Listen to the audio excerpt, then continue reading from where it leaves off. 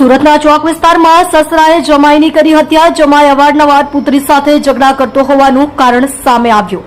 સુરતમાં સસરાએ જમાઈની કરી હત્યા અને સસરાએ ચપ્પુના ઘા ઝીંકી જમાઈની હત્યા કરી છે.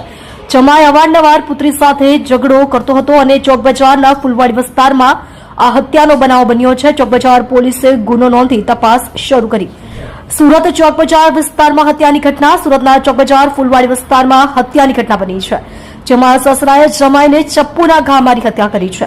જમાઈ છોકરી સાથે અવારનવાર ઝઘડો કરતો હોવાથી બબાલ થઈ હતી અને સસરાએ ઉશ્કેરાઈને ચપ્પુના ઘા માર્યા છે. મૃતકનું નામ સલમાન સફીક અહેમદ શાહ છે અને તેની હત્યા કરી છે.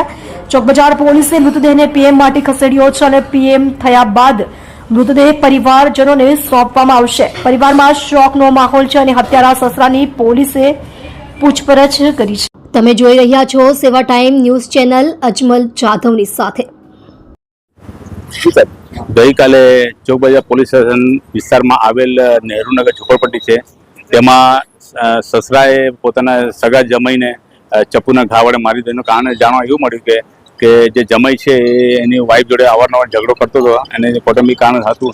તેના લીધે સસરાએ ઉશ્કેરાઈને જઈને જમાઈને ચપ્પુથી મારી દીધું છે અને માર્યા પછી તે ફરાર થઈ ગયેલો છે. તે પછી ચોક બજાર પોલીસની અલગ અલગ ટીમો બનાવવામાં આવી છે અને મોડી રાત્રે પોલીસની ટીમ સસરાની ધરપકડ કરી છે.